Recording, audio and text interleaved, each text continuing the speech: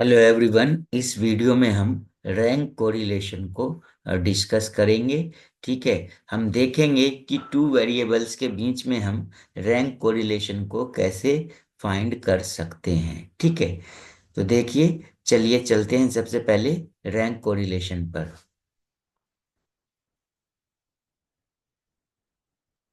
तो rank correlation को हम जो मेजर करते हैं उसके लिए स्पेयरमैन ने रैंक कोरिलेशन कोफिशिएंट दिया है, जिससे कि हम टू वेरिएबल्स के बीच में रैंक कोरिलेशन को मेजर करते हैं।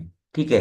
तो अब हमें देखना है कि स्पेयरमैन्स रैंक कोरिलेशन कोफिशिएंट, या फिर हम इसको सिंपली क्या बोल सकते हैं, रैंक कोरिलेशन, वो कैसे हम फाइंड करते हैं किसी डेटा के लिए। ठीक है।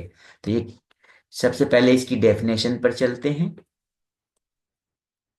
The Spearman's rank correlation coefficient R between two variables x and y is defined as।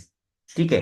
तो अगर हमारे पास टू वेरिएबल्स हैं x और y, उनके बीच में हमें रैंक कोरिलेशन फाइंड करना है, तो उसको हम किस तरह से डिफाइन कर सकते हैं। उसका फॉर्मूला होता है हमारा R equal to 1 - 6 summation d square upon n n square -1। ठीक है। अब ये जो फॉर्मूला में है, इसमें कुछ नोटेशन हमने यूज की हैं, जैसे डी, स्मॉल एन और आर। तो ये क्या है, उनको अब हमें समझना है। ठीक है। तो उनको समझ लेते हैं। D equal to RX - RY। तो इस फॉर्मूले में जो डी है आ, उसको हम कैसे फाइंड करेंगे, उसको फाइंड करेंगे RX - RY। ठीक है। अब RX क्या है? RX जो है वो रैंक है किसकी, एक्स वेरिएबल की। और RY क्या है, रैंक है वाई वेरिएबल की। और ये जो स्मॉल n यहाँ पर है, ये क्या है, नंबर ऑफ ऑब्जर्वेशन। ठीक है। तो जो डी था, डी है हमारा RX - RY, जहां पर RX होता है रैंक ऑफ एक्स, RY होता है रैंक ऑफ वाई, और ये जो N है ये है नंबर ऑफ ऑब्जर्वेशन, कि डेटा में हमें कितनी ऑब्जर्वेशन गिवन है। ठीक है। तो चलिए, ये तो हमने फॉर्मूला देखा। अब इस पर कुछ प्रॉब्लम्स ले लेते हैं, उनको सोल्व करते हैं। ठीक है। तो देखिए, क्वेश्चन नंबर 1 है हमारा, the marks secured by recruits in the selection test X and proficiency test Y are given below. Compute Spearman's rank correlation coefficient। ठीक है। तो देखिए, यहाँ पर जो सीरियल नंबर है वो 9 है। इसका मतलब तो ये है कि जो कैंडिडेट हैं वो कितने हैं, हमारे पास 9 है। ठीक है। इसका मतलब क्या है अब, कि यहाँ पर दो वेरिएबल दे रखे हैं। एक्स वेरिएबल जो है वो क्या है, हमारा सिलेक्शन टेस्ट है, और वाई वेरिएबल क्या है, प्रोफिशिएंसी टेस्ट है। ठीक है। तो जो कैंडिडेट्स के मार्क्स आए हैं, ठीक है, वो सिलेक्शन टेस्ट यानी एक्स में ये गिवन है 10, 15, 12, 17, 13, 16, 24, 14, 22। और उसके बाद उनके जो मार्क्स आए हैं प्रोफिशिएंसी टेस्ट में, वाई में, वो कितने मार्क्स हैं, 30, 42, 45, 46, 33, 34, 40, 35 और 39 तक। ठीक है। तो कहने का मतलब ये सिलेक्शन टेस्ट है और ये प्रोफिशिएंसी टेस्ट है। अब इन दोनों के बीच में हमें क्या फाइंड करना है, रैंक कोरिलेशन फाइंड करना है। इस बार हमें सिंपल कोरिलेशन फाइंड नहीं करना, बल्कि क्या फाइंड करना है, रैंक कोरिलेशन फाइंड करना है। और रैंक कोरिलेशन को हम किस फॉर्मूले से फाइंड करते हैं, स्पीयरमैन्स रैंक कोरिलेशन का जो फॉर्मूला होता है उससे फाइंड करते हैं। ठीक है। तो चलिए चलते हैं सॉल्यूशन पर और इसको सोल्व करेंगे। तो देखिए, सबसे पहले तो हमें स्पेयरमैन रैंक कोरिलेशन फाइंड करना है। तो उसका फॉर्मूला देखेंगे हम क्या होता है। ठीक है। The Spearman rank correlation coefficient r जो होता है वो कैसे डिफाइन होता है, उसका फॉर्मूला होता है, मैंने अभी बताया था आपको, r equal to 1 - D² upon n square -1। ठीक है। तो अब इसमें देखना है हमें एन क्या होता है। तो एन होता है नंबर ऑफ ऑब्जर्वेशन। देख लीजिए कितनी ऑब्जर्वेशन गिवन है आपको, 1, 2, 3, 4, 5, 6, 7, 8, 9, यानी कितनी ऑब्जर्वेशन गिवन है, 9। तो n तो भाई 9 हो जाएगा यहाँ पर। अब हमें r को फाइंड करने के लिए और क्या कैलकुलेट करना पड़ेगा, d को भी कैलकुलेट करना पड़ेगा। तो d क्या होता है आपको मैंने बताया था, r x minus r y, और आर एक्स होता है rank of x, r y होता है रैंक ऑफ वाई। तो सबसे पहले डी फाइंड करने के लिए हमें आर एक्स फाइंड करना पड़ेगा और आर वाई फाइंड करना पड़ेगा। ठीक है, तो देखिए अब इसको सोल्व करने के लिए हम एक टेबल बना लेते हैं। सबसे पहले तो जो एक्स और वाई वेरिएबल गिवन है हमें उनको लिख लेते हैं। यहाँ पर सीरियल नंबर का कोई खास रोल नहीं है, ठीक है। तो एक्स और वाई वेरिएबल को लिख लीजिए। तो ये हमने एक्स और वाई वेरिएबल को लिख लिया। अब उसके बाद हम फाइंड करेंगे आर एक्स। आर एक्स क्या होता है, रैंक ऑफ एक्स। ये कैसे फाइंड करेंगे हम, रैंक ऑफ एक्स को, एक्स की वैल्यूज को आप देखेंगे, इसमें जो सबसे बड़ी वैल्यू होगी एक्स की उसको फर्स्ट रैंक देंगे, रैंकिंग करेंगे इसकी हम। तो एक्स की सबसे बड़ी जो वैल्यू है वो देखिए क्या है, एक्स की सबसे बड़ी वैल्यू है 24, तो उसके सामने आप 1 लिख देंगे, इसको फर्स्ट रैंक दे दी।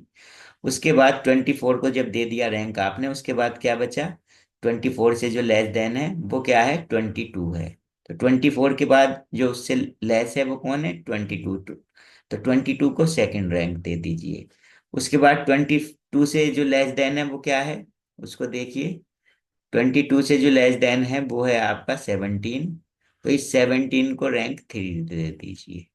अब 17 के बाद क्या है उससे लेस देन, 16। तो 16 को रैंक दे दीजिए 4। ठीक है भाई। अब 16 के बाद क्या लेस देन है, 15। तो 15 को रैंक दे दीजिए 5। 15 के बाद क्या है लेस देन, 14। तो 14 को रैंक दे दीजिए 5 के बाद 6। अब और कौन बचा जिसको रैंक नहीं मिली, 13 और 10। तो 6 तक हमने रैंक दे दी। तो 13 आया, फिर 14 के बाद इसको हमने रैंक दे दिया 7। तो 13 को भी रैंक मिल गई। उसके बाद कौन बचा जिसको रैंक नहीं मिली, 12। तो 12 को बाद रैंक दे दीजिए 8। ठीक है, और उसके बाद कौन बचा, 10। 10 को रैंक दे दीजिए 9। तो आपने ये आर एक्स फाइंड कर लिया, यानी एक्स को रैंक आपने दे दी। ठीक है, उसके बाद आर वाई फाइंड करेंगे। इस बार आप रैंक किसको देंगे, वाई को रैंक देंगे। तो वाई की सबसे बड़ी वैल्यू देखिए क्या है, सबसे बड़ी वैल्यू वाई की जो है वो 46 है। तो 46 के सामने फर्स्ट रैंक दे दीजिए। 46 के बाद उससे छोटा कौन है, उससे लेस देन 45 है, तो इसको रैंक दे दीजिए 2। 45 के बाद कौन है, 45 के बाद है 42, इसको रैंक दे दीजिए 3। और 42 के बाद कौन है, 40, तो 40 को दे दीजिए 4 रैंक। और 40 के बाद कौन है, 39, तो 39 को दे दीजिए 5 रैंक। और 39 के बाद क्या है, 35, तो इसको रैंक दे दीजिए 6। और 35 के बाद क्या है, 34, तो 34 को दे दीजिए रैंक 7, क्योंकि अब 7 तक रैंक दे दी। अब 34 के बाद कौन आएगा, 33, तो इसको दे दीजिए 8 रैंक। और 33 के बाद कौन बचा, 30, तो 30 को दे दीजिए 9 रैंक। तो सभी को हमने रैंक दे दी, यानी आर एक्स और आर वाई के कॉलम हमने फाइंड कर लिए। ये दोनों कॉलम आ गए हमारे, आर एक्स के भी और आर वाई के भी। ठीक है, अब मैं एक यहाँ पर कॉलम और बनाऊंगा जो कि बनेगा किसका,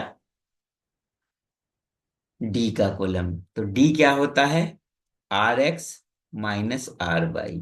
तो आर एक्स क्या है आपका, ये है, और आर वाई क्या है, ये। तो यानी आपको इस कॉलम में से ये कॉलम माइनस कर देना है, यानी 9 - 9 0, 5 - 3 कितना हो जाएगा, 2 हो जाएगा। इस तरह से पूरा कॉलम हम फाइंड कर लेंगे। तो हमने पूरा कॉलम फाइंड कर लिया डी का।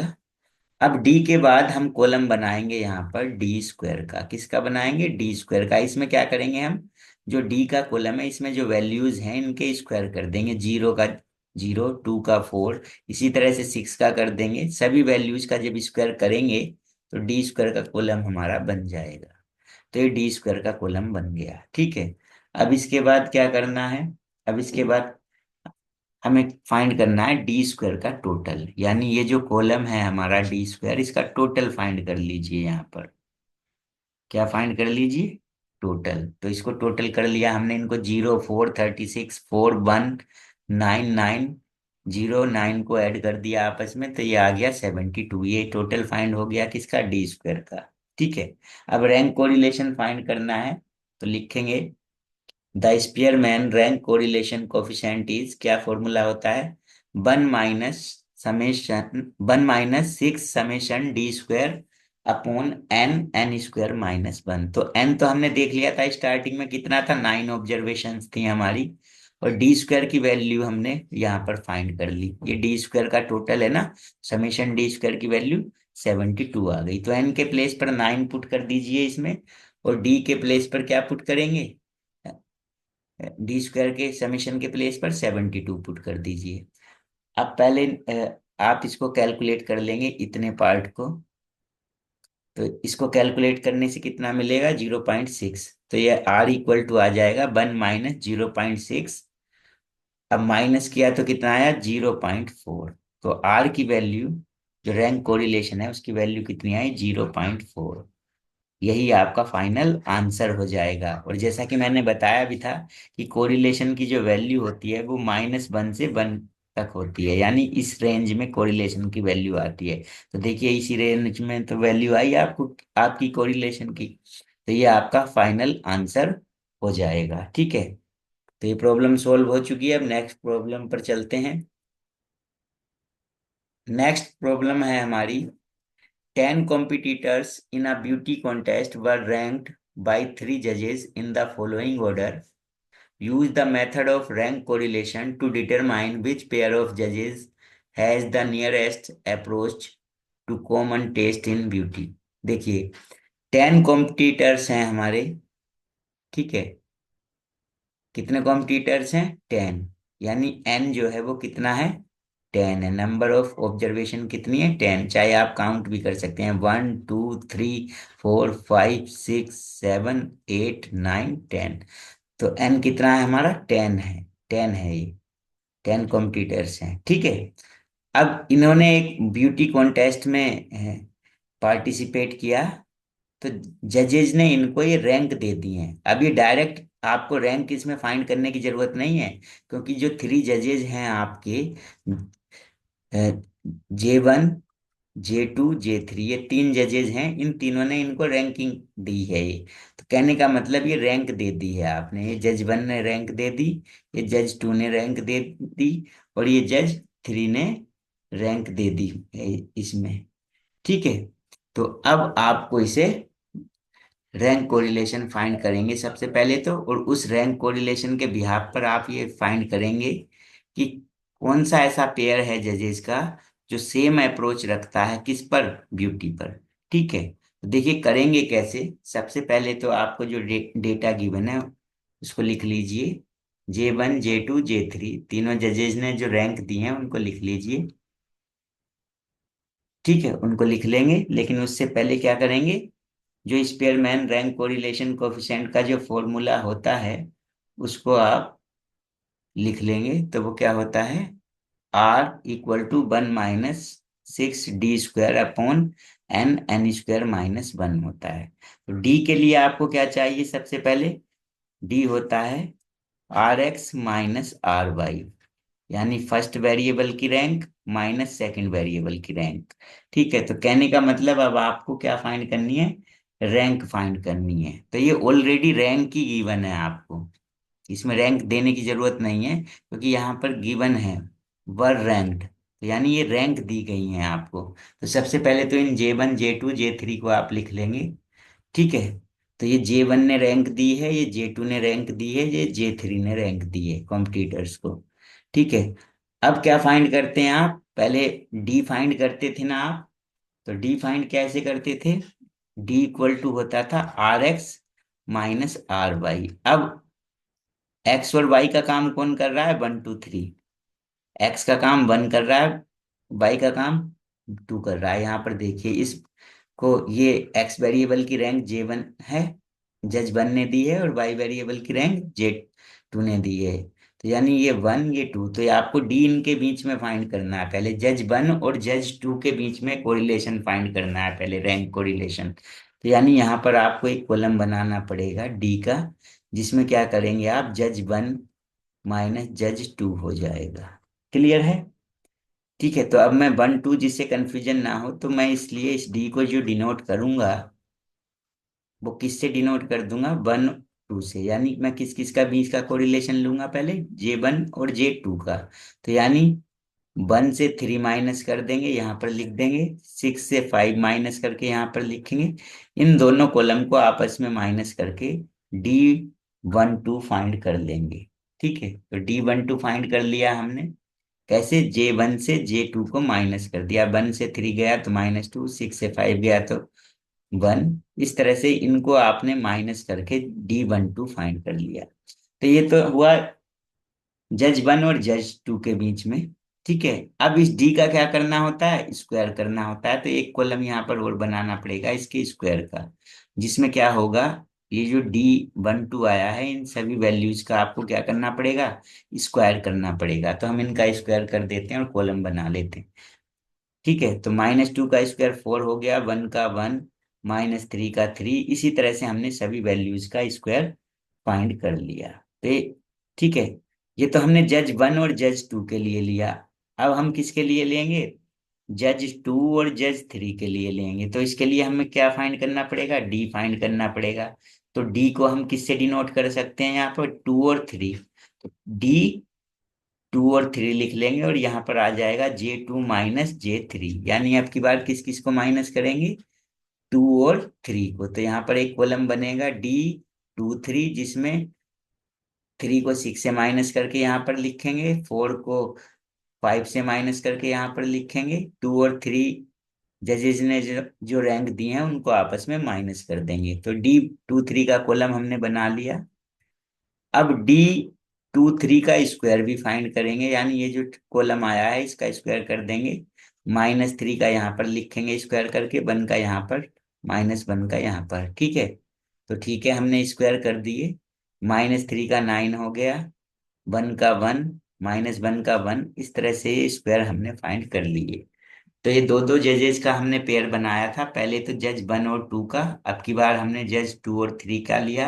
अब की बार एक पेयर और बन सकता है, किसका, जज वन का और जज थ्री का। तो इनके लिए डी फाइंड करना होगा, तो उसको हम डिनोट करेंगे D13 से। यानी जज वन माइनस जज थ्री। तो इस बार एक कॉलम यहाँ पर और बनाना पड़ेगा, D13। यानी जज वन ये है और जज थ्री ये है। इन दोनों कॉलम को आपस में माइनस करना पड़ेगा।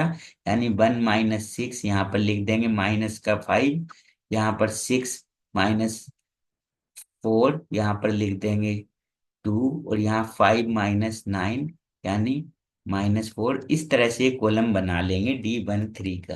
तो हमने D13 का कॉलम बना लिया। अब इसका स्क्वायर करेंगे, यानी D13 का स्क्वायर, इन सभी वैल्यूज का स्क्वायर करके ये कॉलम आ जाएगा। तो हमने इनका स्क्वायर कर लिया। -5 का स्क्वायर 25, 2 का 4। सभी वैल्यूज के स्क्वायर हमने इसमें फाइंड कर लिए।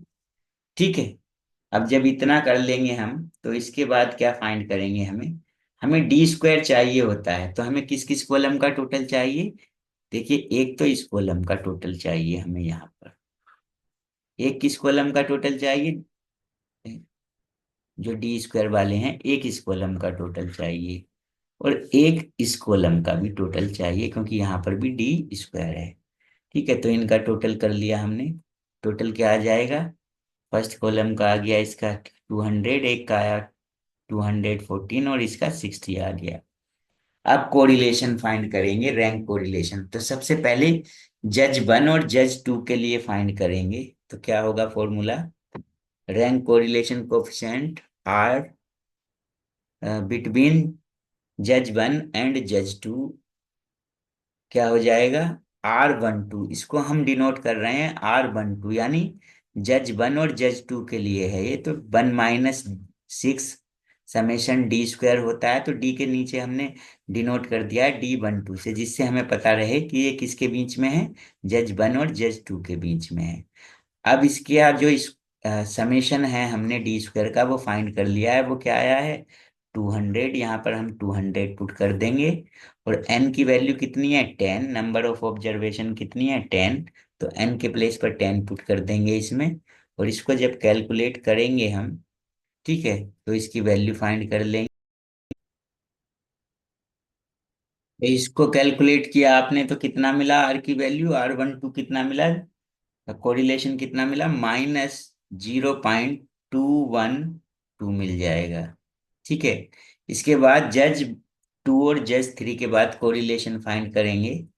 तो rank correlation coefficient are between जज टू एंड जज थ्री। तो टू थ्री लिख लेंगे, हम डिनोट कर देंगे इसको R23, टू थ्री से। ठीक है। तो कितना फॉर्मूला ये होता है, इसमें डी में क्या आ जाएगा, टू थ्री, क्योंकि आप किस किस के बीच ले रहे हैं, जस्ट टू और जस्ट थ्री के बीच। तो इसकी वैल्यू कितनी आई है, समेशन डी स्क्वायर की वैल्यू यहाँ पर ये है 214। ठीक है। तो यहाँ पर इसकी वैल्यू पुट कर देंगे। ठीक है। और एन के प्लेस पर आप क्या पुट कर देंगे, कितनी ऑब्जर्वेशन थी, वो ऑब्जर्वेशन पुट कर देंगे, 10 ऑब्जर्वेशन थी। ठीक है। तो ये पुट कर दीजिए आप, इसकी वैल्यू पुट कर दी हमने। अब इसको कैलकुलेट किया जब हमने, तो आर की क्या वैल्यू मिली, -0.296। उसके बाद जज वन और जज थ्री के बीच कोरिलेशन फाइंड करेंगे, रैंक कोरिलेशन। तो रैंक कोरिलेशन बिटवीन जज वन एंड जज थ्री, तो फॉर्मूला क्या हो जाएगा, इस बार ये हो जाएगा। अब यहाँ पर समेशन डी स्क्वायर लेना है, किसके लिए, जज वन और जज थ्री के लिए। तो वो कितना है, 60। तो यहाँ पर इसकी वैल्यू 60 पुट कर देंगे, और एन की वैल्यू 10 है ही, वो पुट कर देते हैं।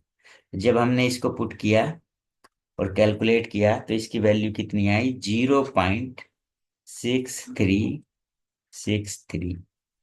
अब ये कोरिलेशन देखिए आप, एक तो ये आया था, एक ये मिला कोरिलेशन, और एक ये मिला इसकी वैल्यू। ठीक है। अब इसमें देखिए नेगेटिव कोरिलेशन है, यहाँ पर नेगेटिव कोरिलेशन है, starting to correlation rank correlation की वैल्यू नेगेटिव का मतलब ये है कि अप्रोच सेम नहीं है। ठीक है। इसका नेगेटिव कोरिलेशन यही शो करता है कि अप्रोच सेम नहीं है। ठीक है। क्लियर है। अब यहाँ पर पॉजिटिव कोरिलेशन किस में है, जज वन और जज थ्री में है। तो पॉजिटिव कोरिलेशन किस में है, जज वन और जज थ्री में है। तो यानी जज वन और जज थ्री की जो अप्रोच होगी वो सेम होगी। तो इसमें अब आंसर आप लिख सकते हैं, जज वन एंड जज to has have the nearest approach